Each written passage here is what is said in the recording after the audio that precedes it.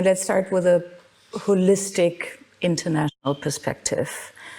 When we look at the big regions around the globe, Asia, let's focus on China, especially the US, Europe, it seems that these regions are taking a different approach in how they try to tackle the digital challenge.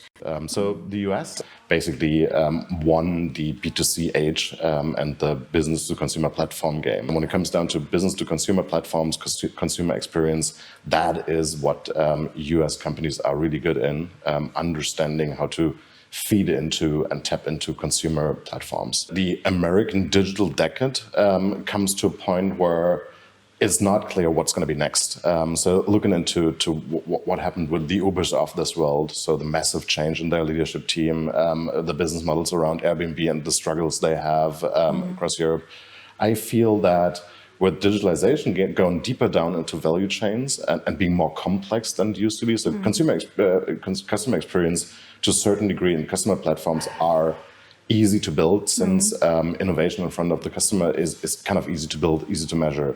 If you're looking into deeper down value chains, more complex topics, that is where the kind of American approach comes to a point where it does not go further than it is today. Christoph, everyone seems to focus on the US because of all the reasons you have outlined. I'm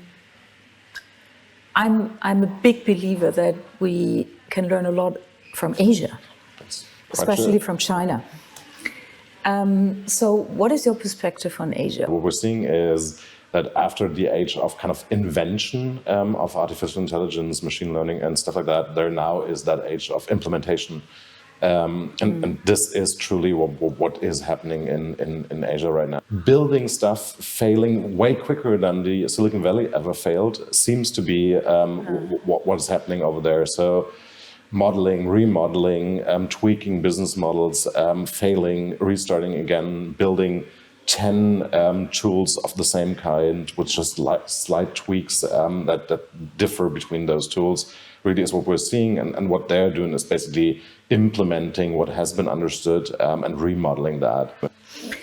And last but not least, let's talk about Europe. So if you look into Scandinavia, and starting with the kind of positive news, I think they figured that out. They figured out how entrepreneurial spirit it can be made part of education. I think they figured out, and we're talking about companies like Klarna, like Spotify, SoundCloud back in the days, how to address markets of size and how to build platforms. I think the European hope and Europe in general, and that is kind of too generalistic perspective, but in general is process driven. I think that this can end up in really healthy digital industries across business process mining, across robotic process automation. We'll see logistics thriving in digital. So Europe, to a certain degree, is now in a situation where we have to focus on the complex stuff.